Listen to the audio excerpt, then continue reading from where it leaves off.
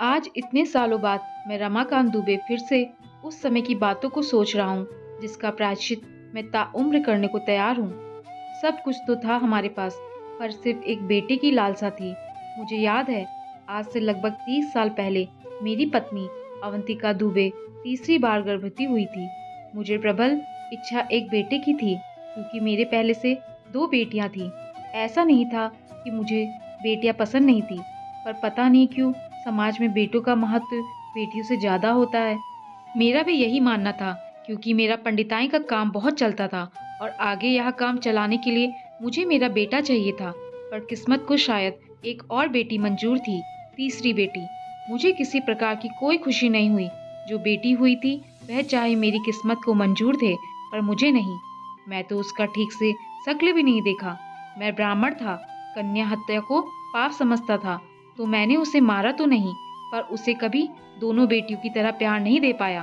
धीरे धीरे वह भी बड़ी हो रही थी। समय के साथ मेरी दोनों बेटियों का विवाह हो गया। अब हम घर में बस 3 ही लोग रह गए थे, मैं, मेरी पत्नी और प्रतिभा। एक, हाँ, प्रतिभा नाम ही था उसका। मैंने नहीं, अवंतिका ने रखा था। वो सिर्फ उसी की बेटी थी।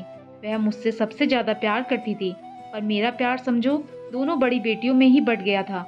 उसे देने के लिए मेरे पास कुछ भी नहीं था। पता नहीं अभी तक अवंतिका ने उसे कैसे संभाल लिया।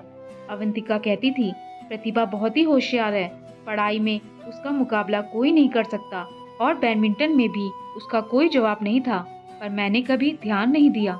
जब दोनों बेटियों की शादी हो गई, तब थोड़ा बहुत मेरा ध्यान प्रतिभा पर जाता। पर मैं यही सोचता कि इसके स्थान पर अगर मेरा एक बेटा होता तो आज स्थिति कुछ और होती। पर कहते हैं ना, छत एक हो और लोग कम तो बातें हो ही जाती हैं। हुआ भी यही। मेरी बड़ी बेटी गर्भवती हुई तो अवंतिका को बेटी के ससुराल जाना हुआ। अब घर में मैं और प्रतिभा ही थे। सुबह अवंतिका ने खाना बना दिया था, तो मैं खाकर जजमानी के लिए चला गया। पर शाम को खाना प्रतिभा बनाने वाली थी। मैं रह रहकर यही सोच रहा था, सामना कैसे करूंगा उसका। पर फिर भी घर तो जाना ही था, क्योंकि अवंतिका ने कहा था कि लड़की है, कभी घर में अकेली नहीं रही है, तो दिन ढलते ही घर आ जाना। घर तो आ गया था, और पता नहीं प्रतिभा नहीं दिख रही थी, पर कुछ देर में दरवाजे से आते हुए दिखी। मैंने पूछा, इस समय कहाँ गई थी? वह बस मेरी तरफ देख रही थी, क्योंकि आज तक मैंने उससे प्रश्न तो क्या, कोई बात भी नहीं किया था। वो थोड़ी देर शांत रही, फिर कहा, वो पड़ोस की रश्मि को अपने सारे किताब देने गई थी। मुझे सुनकर आश्चर्य हुआ, क्योंकि अवंतिका कहती थी प्रतिभा होशियार है, और वह किताब देने क्यों गई है? मैंने पूछा। उसने कहा, बस पिताजी अब पढ़ाई छोड़ रहे हैं। मुझे फिर आश्चर्य हुआ। मैंने सोचा शायद इस वर्ष फेल हो गई होगी। मैंने आगे पूछना सही नहीं समझा। फिर मैं पैर हाथ धोने चला गया। तब तक वह मेरे लिए खाना निकाल चुकी थी। मैं खाने के लिए बैठा। मैंने देखा उसके चेहरे में जो हमेशा मुस्कान होती थी वह आज गायब थी, क्योंकि जब कभी मैं थोड़ा बहुत उससे बात करता था बहुत खुश हो जाया करती थी। मैं खाते हुए उससे पूछा, आखिर पढ़ाई क्यों छोड़ रही हो? इस साल फेल हो गई क्या? कुछ देर शांत रहने के बाद उसने कहा, बस पिताजी अब मन नहीं है। मेरा ग्रेजुएशन पूरा हो चुका है और आगे की पढ़ाई के लिए बाहर जाना था, जो मैं जाना नहीं चाहती, क्योंकि मैं आपके बिना रह नहीं सकती। मेरे बिना? पर क्यों? मैंने तो तुम्हें आज तक पिता का प्यार नहीं दे पाया।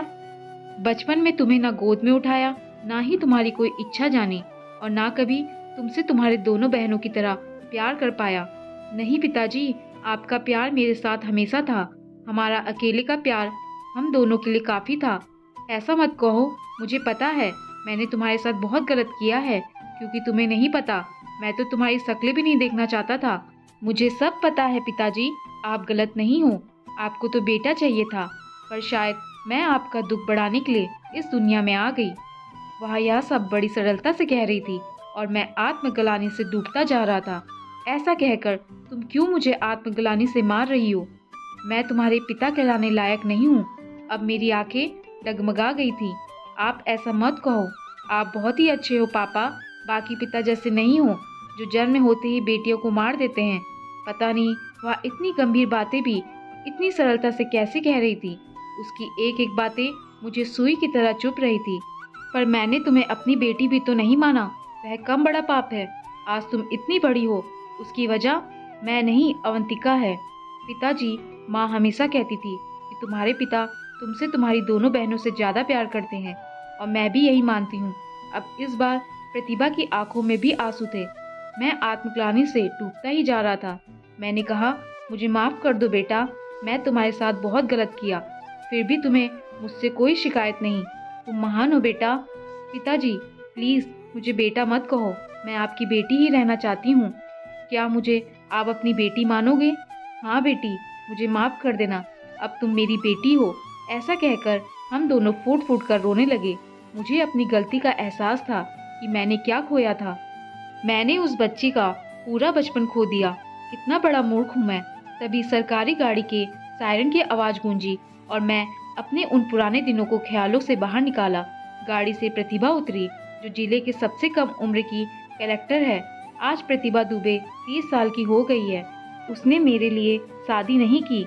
वहाँ मेरा बेटा नहीं थी, वहाँ मेरी होनहार बेटी है। दोस्तों, आपको ये कहानी कैसी लगी? नीचे कमेंट्स करके हमें ज़रूर बताइएगा।